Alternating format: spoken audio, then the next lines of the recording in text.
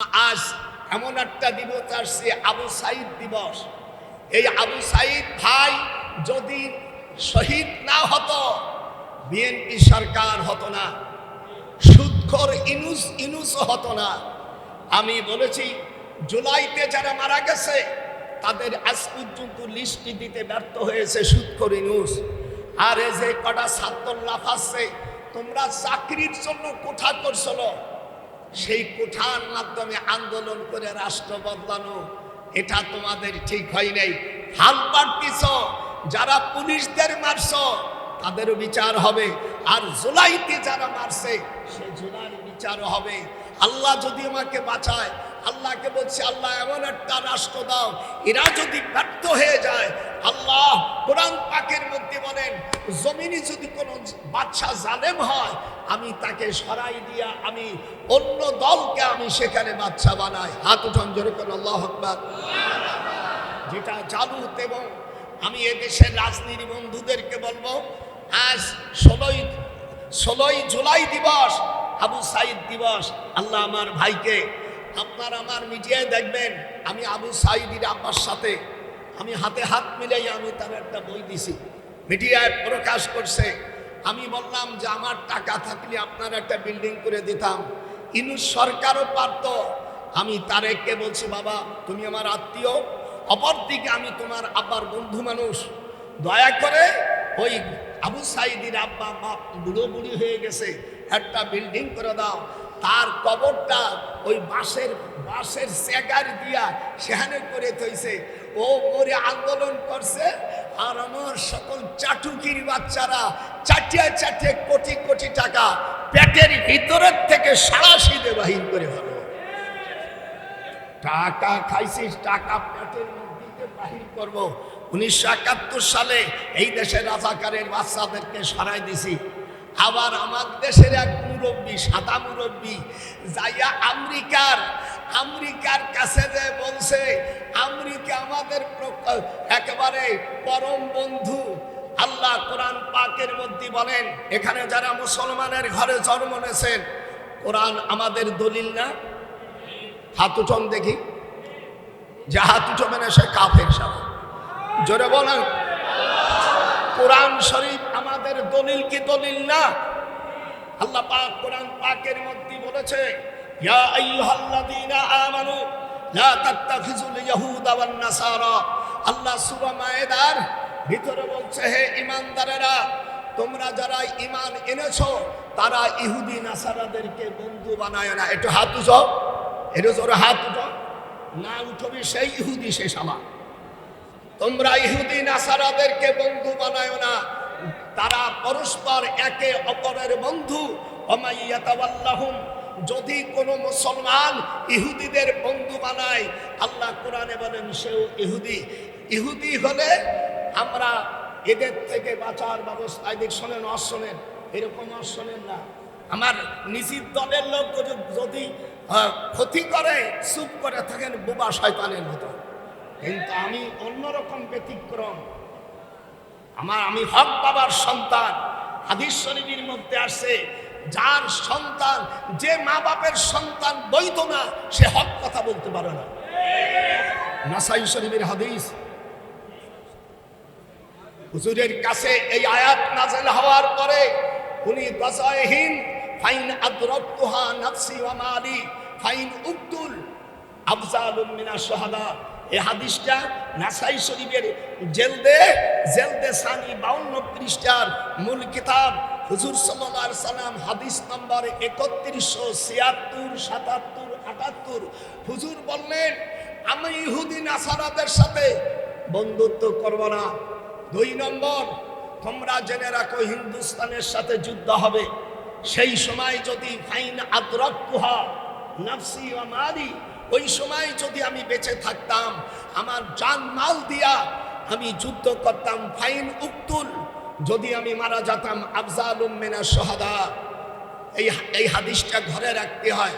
আপনারা সকালবেলা এই হাদিসটা আপনার দেশে আলেমরা জানে, লেখে না।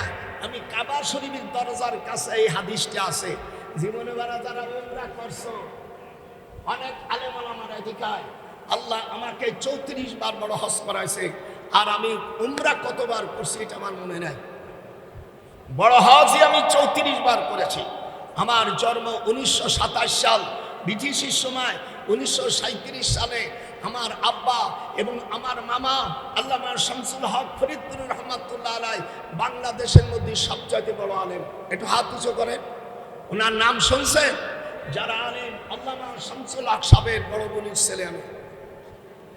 আমাকে 10 বছর বয়সে আমার আব্বা আমাকে দারুল উলুম দেওবন্দে রেখে আসে।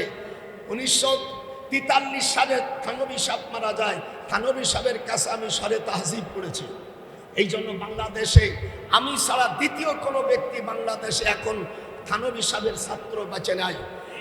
আল্লাহ রসুল সাল্লাল্লাহু আলাইহি সাল্লাম বলছেন 90 বছর বয়স হলে আল্লাহ তার কোনো গুনাহ লেখে না।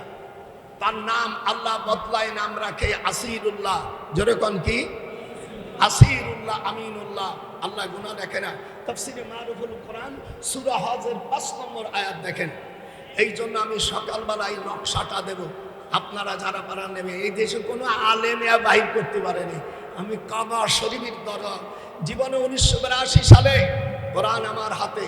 1982 সালে আমি তখন সৌদি, আপনাদের এখানে সৌদি আরবে বাদশাহ ফাহাদ বিন আব্দুল আজিজ, ওনার ছেলের নাম হলো আব্দুর রহমান, ওরা আমার ছাত্র।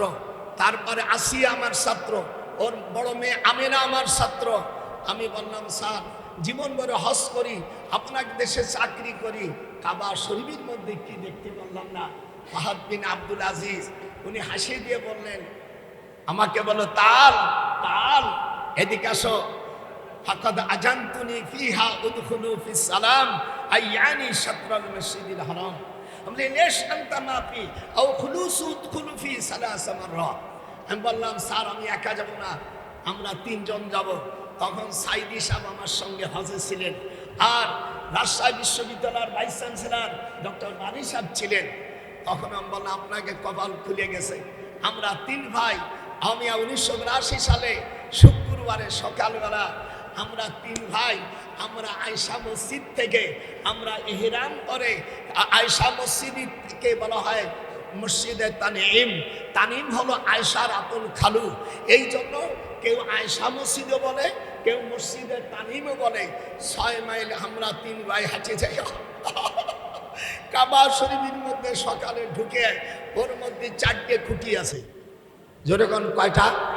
কাবা শরীফের মধ্যে 4টে খুঁটিতে 4টে সূরা লেখা আছে। সূরা ফাতিহা, সূরা ইখলাস, কুল হুয়াল্লাহ সূরা, সূরা ফালাক আর সূরা নাস। এই 4টে সূরা সাইদিরি বললাম 10 মিনিট সময় দিয়েছে। সেই গিরে নামাজ পড়ো 2 রাকাত তাড়াতাড়ি পড়িয়া আল্লাহর কাছে যা চাওয়ার দরকার চেয়েছি। আপনারা এই দেশের অনেক রাষ্ট্রপতি গেছে, বঙ্গবন্ধু থেকে নিয়ে এই পর্যন্ত যারা গেছে, কোন প্রেসিডেন্ট কাবা শরীফের মধ্যে ঢুকতে পারেনি। হাত উঠান যেরকম আল্লাহু আকবার। আল্লাহ আমাকে সুযোগ দিয়েছেন। টাইম হলে আমাকে 5 মিনিট। আচ্ছা ঠিক আছে আমি দিচ্ছি। আলহামদুলিল্লাহ আপনারা আমার উপর খুশি। আমি ধর্মমন্ত্রীকে আমি মোবারকবাদ জানাই। উনি দুঃখ প্রকাশ করা মানে মাপ চাওয়া।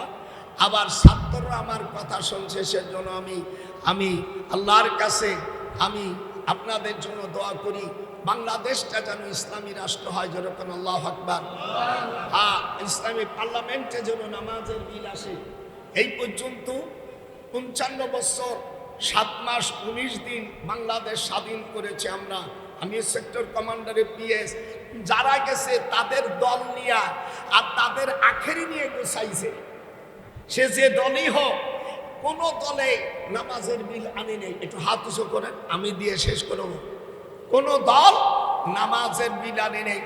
আমি দোয়া করব যে সরকারি দল, বিরোধী দল যারা আছেন, alladhina immakannahum fil ard aqamus salah, there those increment budget will be parliament, there those in direction before will be speaker. Should I take him before so?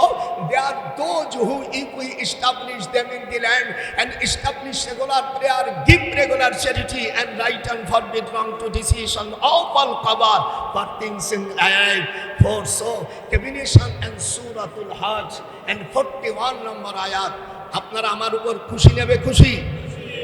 পার্লামেন্টে যেন নামাজের বিল হয়, আর চোর বাটপারদেরকে যেন আমি শাস্তি দেওয়া হোক। এই পর্যন্ত এই প্রায় 2 বছর চলে গেল, 24 মাস, এই পর্যন্ত কত শিশু ধর্ষণ হয়েছে। আর কওমি বন্ধুদেরকে বলি, আপনারা মাদ্রাসায় মেয়েদের দিয়ে পড়াবেন, পুরুষ ছেলেদেরকে পড়াবেন না। আর প্রত্যেক হাসপাতালে মেয়েদের জন্য আলাদা বিভাগ খোলা হোক। যেমন বগুড়া মেয়েরা যে কলেজে দেশে মেয়ে ড্রাইভার, মেয়ে হেল্পার, আমি এই জন্য আমার তারেক জিয়াকে ধন্যবাদ দেই। আমি বলি বাজান, প্রত্যেক কলেজে গাড়িগুলো মেয়েরা চালাবে, আর কোনো হাসপাতালে কোনো পুরুষ নারীদের গতর হাত দিতে পারবে না। আর যদি কোনো কওমি মাদ্রাসা ফের বলৎকার হয় আর শিশু ধর্ষণ করা হয়, আমি বলেছি তারেকেরও ওদের নুনু কেটে দাও, আর আর কমিটি যারা থাকবে তাদের গোড়া বাড়িয়ে নুনু কেটে দেওয়া। এই ছাড়া দ্বিতীয় পথ নাই। সকালবেলা আপনারা পানি নিয়ে আসবেন। আমি আর একটা হযরত আইয়ুব আলাইহিস সালামের কথা শোনেন নাই? আমি ইরাকের থেকে পানি নিয়ে এসেছি।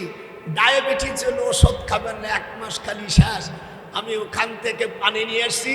উরকুদ বিরিজিনিকা হাযা মুগতাসালুম। আল্লাহ কোরআনে বলে, আইয়ুব তুমি পাও জমিনে আঘাত করো, আমি সুসুচাল পানি দেব। সেই পানি আমি নিয়ে এসেছি। হযরত খিজির আলাইহিস সালামের ওই পানি নিয়ে এসেছি। আপনার হরমোন ভালো হয়ে যাবে, ডায়াবেটিস থাকবে না, ক্যান্সার থাকবে না। 3 মাস থাকলে আল্লাহ রসুলের কথা সত্য না মিথ্যা? আপনারা মিথ্যা জানলেও সত্য। এই জন্য আপনাদের ধরে আপনারা সকালবেলা খুব ভোরে আসবেন, কিছু হাত দিয়ে নিয়ে।